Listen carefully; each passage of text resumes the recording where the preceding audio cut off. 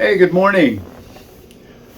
I'm glad you guys could spend some time with me back here at the office, the boat.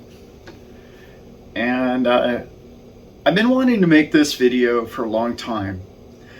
I've talked about different ways that business in the past has run its course to some degree.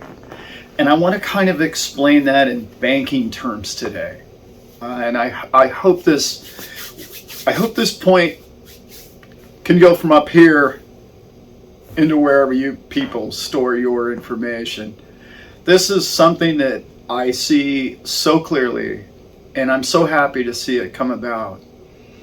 And a lot of people don't understand about crypto is this point.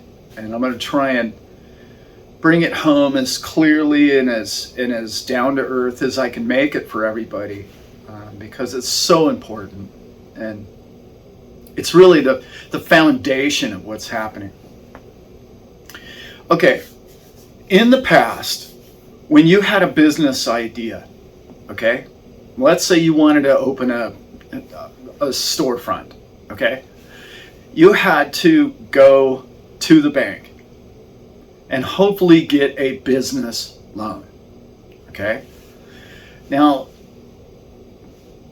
I don't want to call it anything, I'm just going to say it.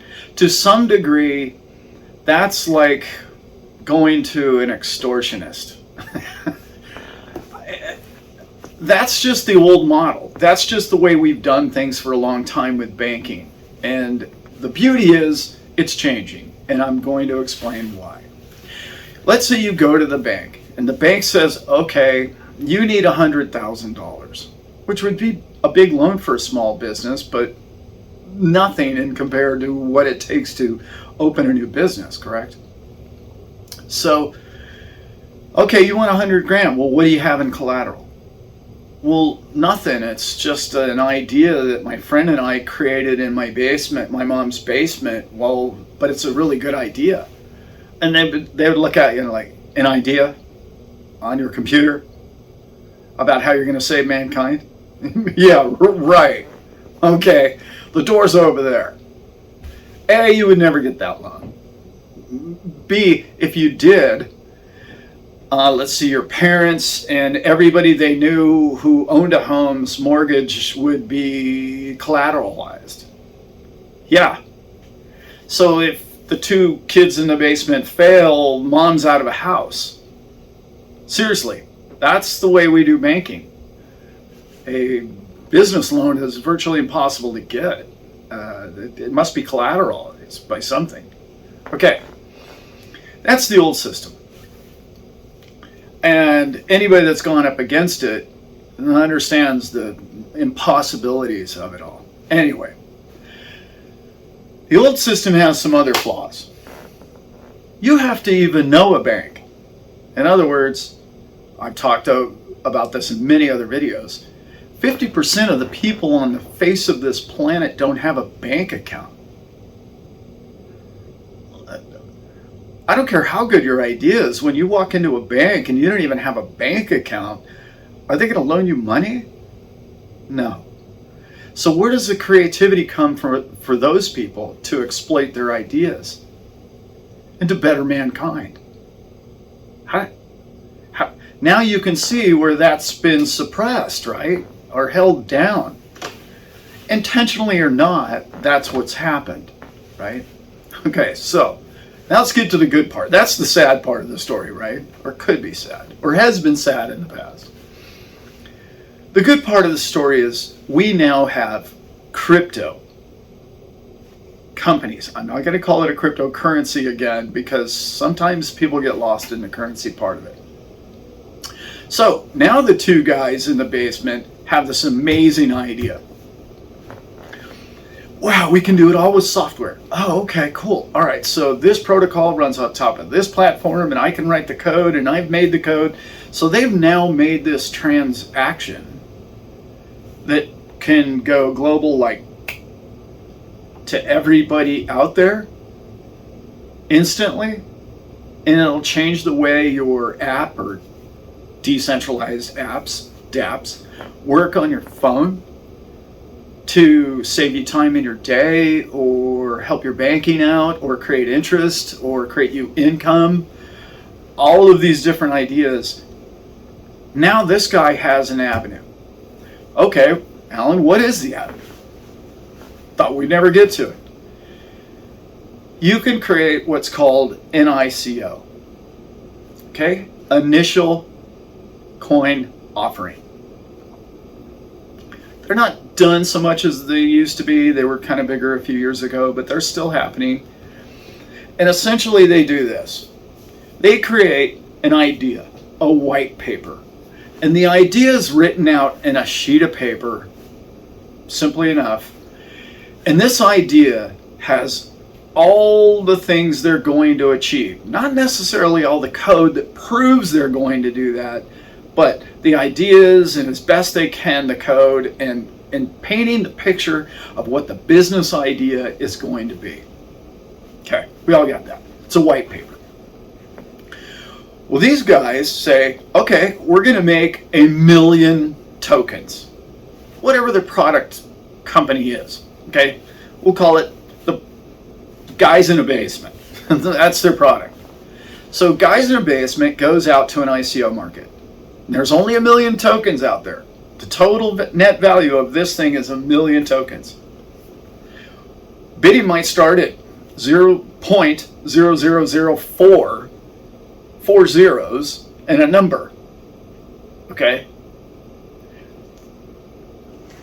Minuscule. So for $1,000 you could own, I don't know, whatever that is, 1 million tokens. Or not 1 million tokens, but thousands of tokens. What I'm trying to say is, you can own a percentage of a company that may go nowhere, but it might go somewhere, right? It might go somewhere. You believe in the idea, you like the two guys, you like their background, you like their programming skills, you think that, hey, this is a diamond in the rough, and the idea is brilliant, and you're like, huh, I could get into that for nothing. So I'll just throw some money at it, okay? Because I believe in the project. What little bit of information we have from the white paper, I believe in it. Okay. What's the benefit to the two guys in the basement? Think about it. They now have potentially 500,000, $10 million, because enough people on social networking or enough people that know them or other code writers or other people that have bought crypto that they've been associated with and they like that idea, but now they're making their own idea because the way the other crypto did it wasn't as perfect a code. They know more people socially. They end up spreading their wonderful idea to bigger areas. So this thing creates a company that expands and maybe absorbs other crypto entrepreneurs or programmers, and they can hire them in at, again, where's their overhead? Let me explain their overhead. The previous overhead was they had to borrow $100,000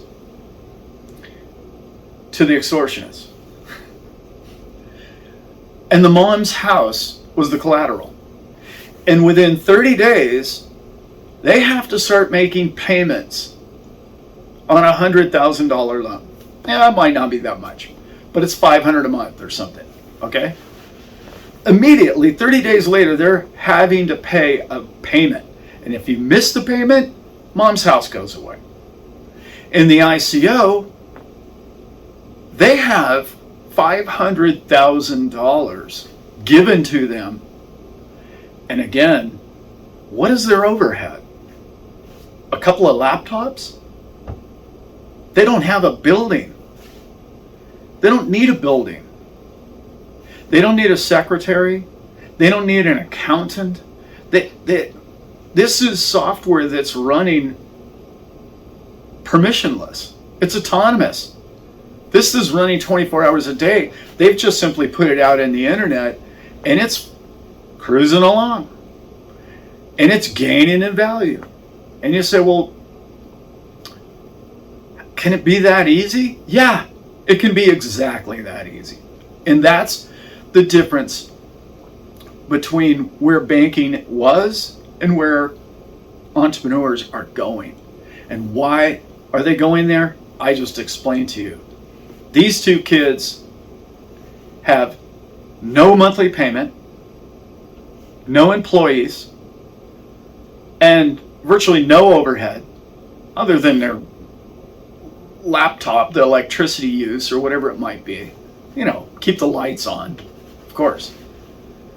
Think about that.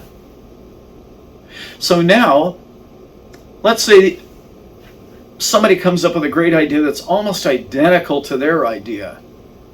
And they go, I'm going to do it the old-fashioned way. I'm going to go to the bank and get a loan, and I am going to collateralize my parents' house. Can you now see the disadvantage they're under? That business model, can you see the holes in it now? Can you see why that's probably not going to succeed? Can you see now that the competition, the game has changed? It's not that the banks are doing anything wrong. That's been their business practice for hundreds of years now. But through technology and through the ability of these guys to approach tens of thousands of people through the internet, they can advertise what their idea is. They're selling themselves. They can be on TikTok or YouTube or whatever it may be and advertise to their friends, and it goes viral. They don't need to be interviewed by NBC local news. Hey, these two guys in the basement have this brilliant idea. You know, we're looking for funding maybe or something. They don't need that media outlet any longer. That's the way we used to do things. The way we're doing things now is seamless, directly into everybody with a phone and the network, and anybody in networking. The old days of going to conventions and flying to conventions to try and sell your product in a booth, or you can see the expense there, right? You know, it's hopefully I didn't ramble on too much in this video, but the competition has changed. It's almost impossible for somebody to start any sort of technological new idea. Even companies like Google couldn't compete in today's market. If they were to create Google tomorrow, it would have to be banked like that, because the old way of banking it's going away. And the beauty of it is creativity and ingenuity and design is going to flourish. It's going to explode, because how many of us have had brilliant ideas? You know, whether you were at a bar one night or wherever it may have occurred, you had an idea that could have changed the world. And now you have an avenue to fund that. And not just fund it quite well. You know, it could really take off with no expense. You have the next 5 years of operating expense already in your bank account, which essentially is earning income as well. You wouldn't do it through your bank, but there's other ways in crypto that you would finance that money to generate other monies. And it's a perpetual stacking of income on top of income that is so efficient. You don't need to buy a truck or a building or any of those old world ways. There's certain applications that obviously you're going to have product, and I get that and I understand that. But people say to me all the time, Allan, well, I don't understand how these people make any money. Well, that's another video, and I just did one that's going to be coming up real soon that covers that. I just want to cover banking and what the difference is between trying to bank a crypto company and the way we used to do banking with a small new entrepreneur upstart business idea. I hope all that made sense. I know I enjoyed giving it to you. Hopefully you understood it. And if you don't, or if you have any questions about it, please comment below. Obviously hit the share and like, but please comment down below. And Brent and I are going to be back with you guys real soon, and we'll see you then. All right, we're out.